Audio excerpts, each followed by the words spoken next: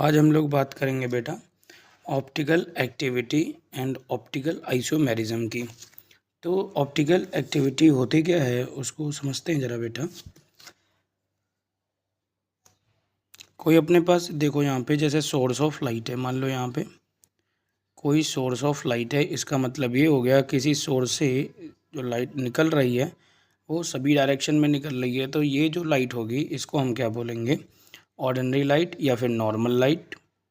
Normal light जो होती है इसको अनपोलराइज्ड लाइट बोलते हैं। इसका मतलब होगा ये हर डायरेक्शन में जा सकती है। फिर इसको बेटा हम पास करेंगे निकोल प्रिज्म से। एक प्रिज्म है, प्लेन पोलराइजर भी बोलते हैं इसको। तो निकोल प्रिज्म से पास करेंगे।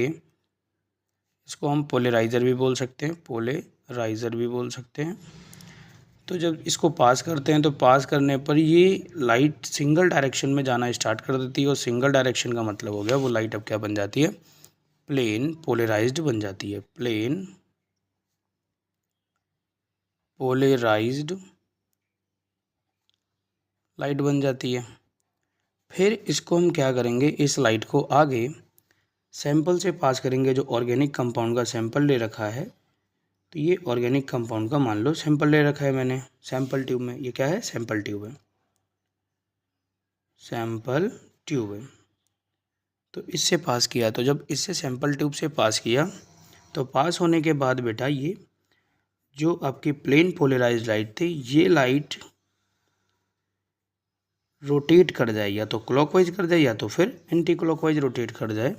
और ये बात हमें कैसे पता चलेगा, तो लास्ट में एक स्क्रीन लगी होगी और स्क्रीन को हम क्या बोलेंगे, एनालाइजर बोलेंगे, एनालाइजर बोलेंगे।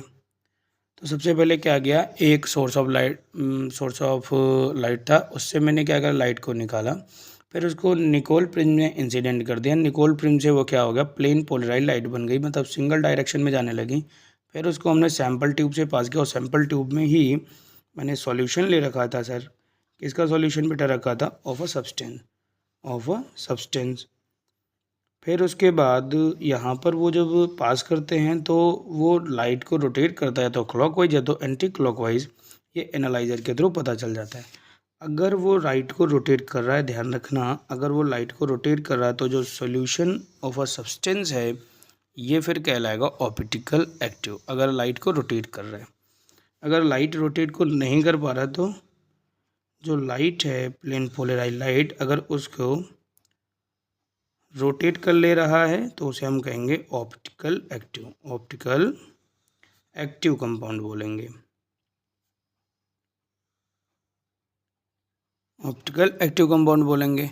लेकिन अगर लाइट को रोटेट नहीं कर पा रहा है, does not rotate, light rotate नहीं कर पा रहा है, तो उसे हम बोलेंगे ऑप्टिकल इनएक्टिव बोलेंगे। अब जो ये ऑप्टिकल एक्टिव कंपाउंड होता है बेटा, ये ऑप्टिकल एक्टिव कंपाउंड ये दो तरह का हो सकता है, या तो लाइट को रोटेट करे क्लॉकवाइज डायरेक्शन में, या तो लाइट को रोटेट करे एंटी क्लॉकवाइज डायरेक्शन में। तो हम ऑप्टिकल एक्टिव कंपाउंड के दो पार्ट कर लेते हैं। एक पार्ट तो क्या करेंगे, ऑप्टिकल एक्टिव कंपाउंड का एक पार्ट करेंगे डेक्स्ट्रो रोटेटरी, बेटा क्या बोलेंगे, डेक्स्ट्रो रोटेटरी। और एक को बोलेंगे लेवियो रोटेटरी, क्या बोलेंगे, लेवियो रोटेटरी। अगर बात करी जाए डेक्स्ट्रो, तो डेक्स्ट्रो का मतलब एक लैटिन वर्ड होता है, इसका मतलब राइट होता है। तो अगर लाइट को किधर डायरेक्शन में रोटेट कर दिया जाए, राइट साइड रोटेट कर दिया जाए, तो लैटिन वर्ड में डेक्स्ट्रो का मतलब क्या होता है, राइट, मतलब क्लॉकवाइज डायरेक्शन में, क्लॉकवाइज डायरेक्शन में अगर लाइट को रोटेट कर रहा है तो उसे बोलेंगे डेक्स्ट्रो रोटेटरी। और डेक्स्ट्रो रोटेटरी को बेटा हम डिनोट करेंगे स्मॉल डी या फिर प्लस से, ठीक है। अगर लेवियो रोटेटरी आ रहा है तो लेवियो रोटेटरी की कहानी क्या होगी, लेवियो मतलब होता है लेफ्ट, और लेफ्ट जो होगा यहाँ पर हम क्या कर लेंगे, इसको माइनस से डिनोट करेंगे या स्मॉल एल से डिनोट करेंगे, ठीक है। इसको फिर से समझो मैं क्या कह रहा था, मैं कह रहा था एक ऑर्डिनरी लाइट है, अनपोलराइज लाइट है, उसको निकोल प्रिज्म से पास किया, वो प्लेन पोलराइज्ड बन गई। फिर उसको मैंने क्या करा, सैंपल ट्यूब जिसमें ऑर्गेनिक सब्सटेंस या जो भी सब्सटेंस देखना था उसको रख लिया। तो ये लाइट जो होती है या तो ये क्लॉकवाइज या तो एंटी क्लॉकवाइज डायरेक्शन में इसको रोटेट कर दे, या फिर एक केस ऐसा हो सकता है नहीं रोटेट करे, एनालाइजर से पता कर लेंगे। अगर वो जो कंपाउंड भरा हुआ है उसमें अगर वो लाइट को रोटेट नहीं कर पाता, डज नॉट रोटेट लाइट, तो उसे हम बोलेंगे ऑप्टिकल इनएक्टिव कंपाउंड। लेकिन अगर वो लाइट को रोटेट कर देता है तो वो ऑप्टिकल एक्टिव कंपाउंड होगा। ऑप्टिकल एक्टिव कंपाउंड दो तरह के होते हैं, डेक्स्ट्रो रोटेटरी और लेवियो रोटेटरी। डेक्स्ट्रो रोटेटरी का मतलब ये होता है कि ऐसे सब्सटेंस जो रोटेट कर दे plane polarize light to the right side, और लेवियो रोटेटरी का मतलब होता है दो substance which rotate a plane polarize light toward the left side. तो मैंने यहाँ पे लेफ्ट लिख लिया, या एंटी क्लॉकवाइज लिख दो, ज़्यादा अच्छा रहेगा, एंटी क्लॉक वाइज लिख दो, कोई दिक्कत नहीं होनी चाहिए, ठीक है। उसके बाद एक वर्ड आता है कि ये जो डी और एल फॉर्म होंगे, मतलब ये जो प्लस और या माइनस फॉर्म जो होंगे, मतलब एक डेक्स्ट्रो रोटेटरी होगा, एक लेवियो रोटेटरी होगा। एक क्या हो गया, डेक्स्ट्रो रोटेटरी हो गया, और एक बेटा क्या हो गया, लेवियो रोटेटरी हो गया। दिख रहा है बेटा यहाँ पे, हाँ ठीक है। तो जो डेक्स्ट्रो रोटेटरी और लेवियो रोटेटरी है, यहाँ पे इन कंपाउंड को, ये आपस में आइसोमर्स होंगे क्योंकि सेम मॉलिक्यूलर फार्मूला होगा, तो ये आइसोमर्स जो होंगे कंपाउंड ऑफ अ कंपाउंड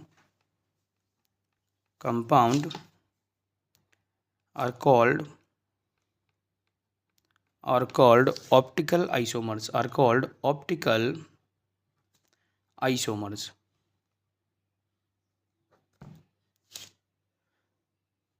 अब हम लोग समझेंगे कायरलिटी क्या होता है। तो कायरलिटी समझने से पहले हम समझना चाहते हैं कायरल कार्बन या फिर एसिमेट्रिक कार्बन। तो सबसे पहले क्या समझ लें, कायरल कार्बन क्या होता है, या फिर इसी को बोलते हैं एसिमेट्रिक कार्बन। जिसमें सिमेट्री ना हो उसे क्या बोलते हैं, asymmetric carbon.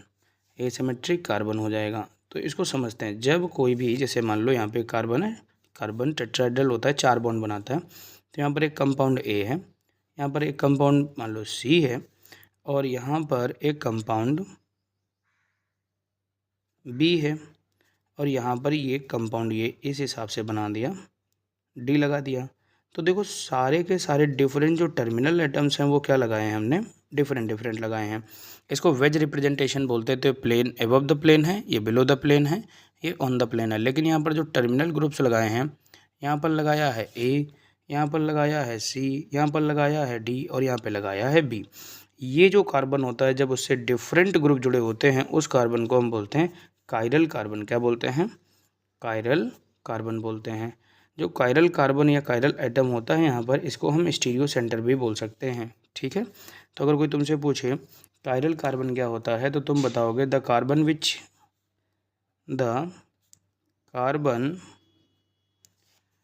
Which is bonded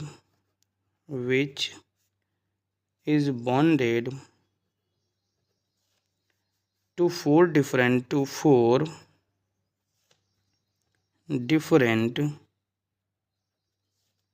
atom or group of atom is called chiral carbon, ठीक है।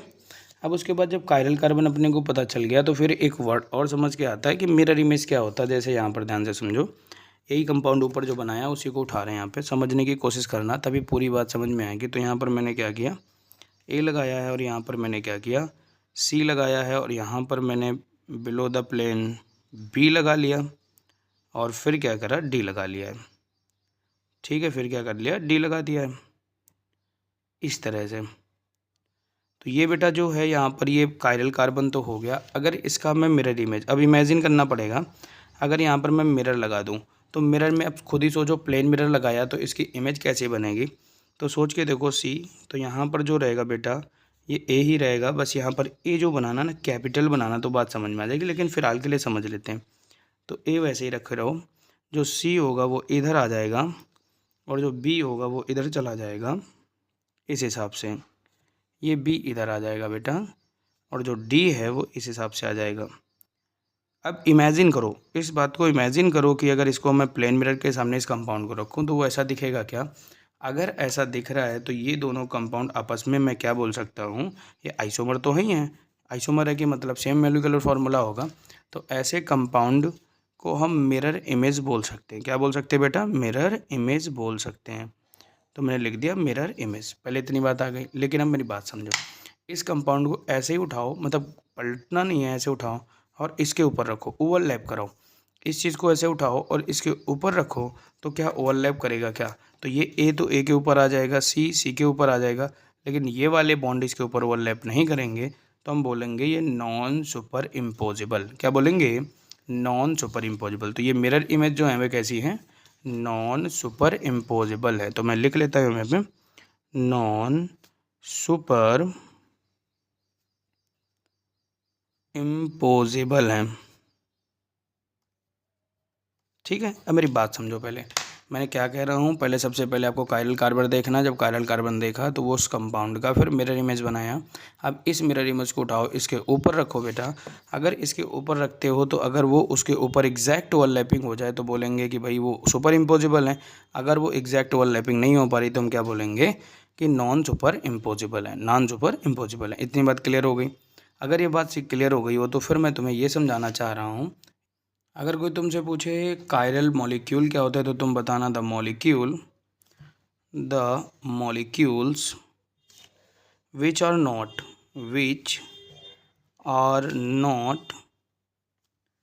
Super impossible on their mirror image. ठीक है, are called chiral carbon, are called chiral molecule. ठीक है,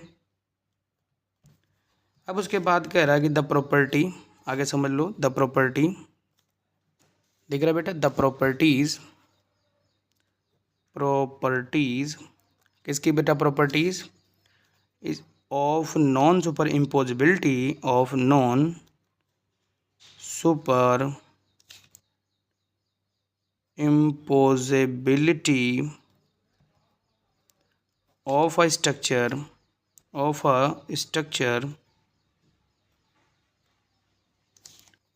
on its mirror image।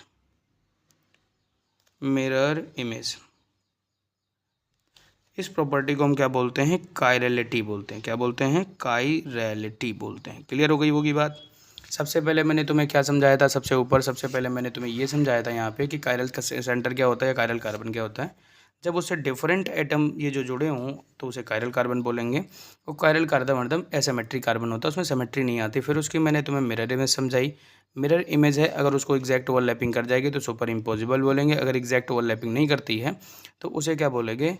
Non super imposable बोलेंगे। हमने कहा chiral molecule क्या होता है तो बताया कायरल मॉलिक्यूल वो होता है जो नॉन सुपर इम्पोजिबल हो, और ये से ये दोनों कंपाउंड हैं कायरल कंपाउंड हैं। फिर उसके बाद अगर बात हो जाए आगे कि इस प्रॉपर्टी को क्या बोलते हैं, तो इस प्रॉपर्टी को बोलते हैं नॉन सुपर इम्पोजिबिलिटी या कायरलिटी बोलते हैं। ठीक है बेटा, एक कायरल ऑब्जेक्ट होता है, एक कायरल ऑब्जेक्ट होता है। इसको आसानी से समझ लेने के लिए हम अल्फ़ाबेट ले लेते हैं। जैसे मान लो अगर मैंने पी लिया और पी के आगे मैंने प्लेन मिरर लगा दिया, और जब प्लेन मिरर लगाएंगे बेटा तो ये जो होगा इस हिसाब से इसका मिरर आएगा, और जब ये इस हिसाब से इसका मिरर आएगा तो मैं इसको उठा के इसके ऊपर रखूँगा तो ये इम्पोज नहीं करेगा और ओवरलैप नहीं करेगा। तो हम बोलेंगे ये आपस में तो मिरर इमेज हैं, आपस में तो ये मिरर इमेज हैं, बट ये कैसे हैं? नॉन सुपर इम्पोजिबल है, नॉन सुपर इम्पोजिबल हैं, इम्पोजिबल हैं। तो ये बात याद रखना, अगर कोई मिरर इमेज है नॉन सुपर इम्पोजिबल है तो वो क्या होगा? कायरल ऑब्जेक्ट होगा। ठीक है, ए कायरल में क्या होता है? जैसे एक अल्फ़ाबेट हम ए ले लेते हैं।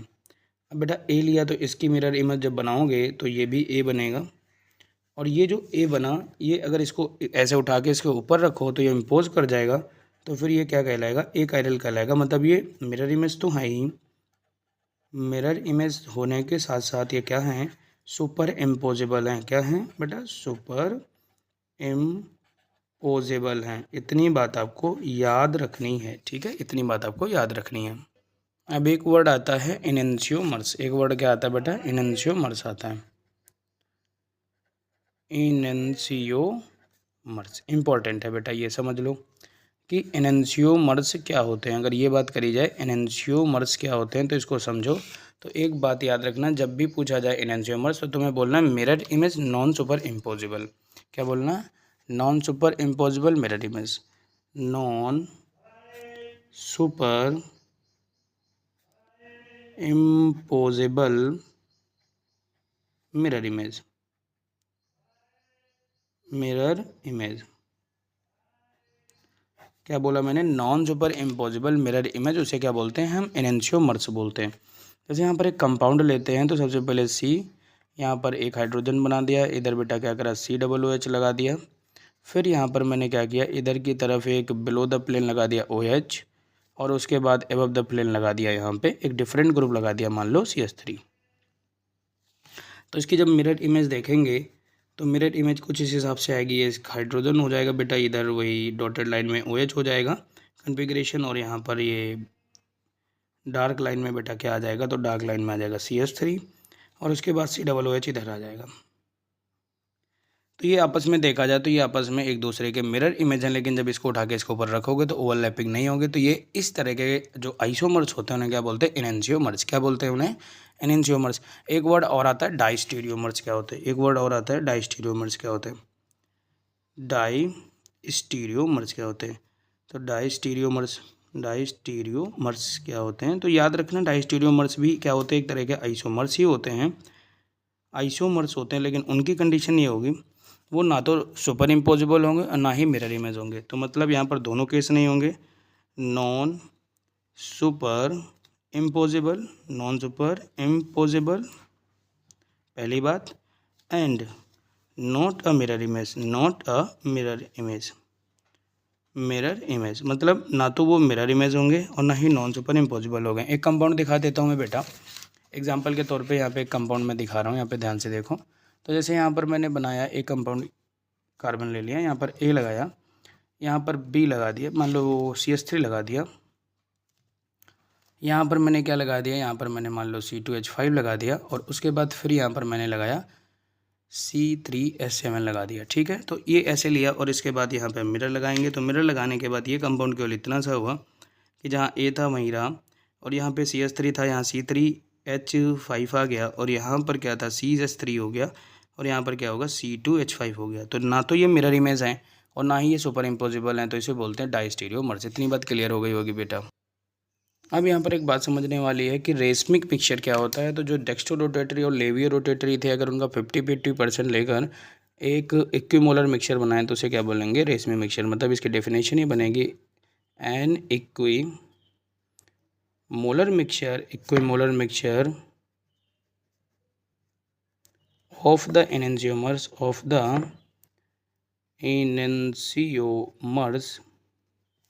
और एनेंशियोमर्स में कौन आएगा, या तो डेक्स्ट्रो आएगा, डेक्स्ट्रो, या फिर क्या आएगा, लेवियो आएगा। लेवियो इज कॉल्ड रेशमिक मिक्सचर, फिर से समझने की कोशिश करो, इसको गड़बड़ नहीं होने पाए। यहाँ पर मैं क्या बोल रहा हूँ, मैं ये बोल रहा हूँ कि एक ऐसा इक्विमोलर, मतलब ऐसे समझो एक कंटेनर है अपने पास, और इस कंटेनर में मैंने यहाँ पर जो डेक्स्ट्रो रोटरी मतलब जो लाइट को क्लॉकवाइज घुमा रहे थे, और जो लेवियो रोटेटरी एंटी क्लॉकवाइज घुमा रहे थे, इनके 50-50% है, मतलब D और L फॉर्म। जैसे मान लो इसका भी 50% ले लिया और इसका भी 50% ले लिया, तो बताओ ये इक्विमोलर मिक्सचर बन जाएंगे ना। और जो इक्विमोलर मिक्सचर होंगे बेटा, जो इक्विमोलर मिक्सचर होंगे, इस वाले मिक्सचर को हम बोलेंगे रेशमिक मिक्सचर बोलेंगे। एक वर्ड आता है बेटा रेसिमाइजेशन, एक वर्ड क्या आता है, रेसिमाइजेशन। तो सबसे पहले इसकी डेफिनेशन में लिखता हूँ, फिर उस डेफिनेशन का मतलब समझाता हूँ कि रेसिमाइजेशन क्या होता है। तो ये जो मैं समझा दे, चलो लिख देता हूँ पहले, the process of converting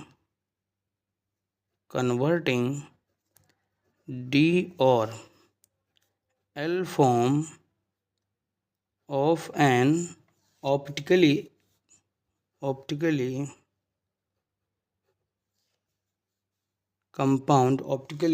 active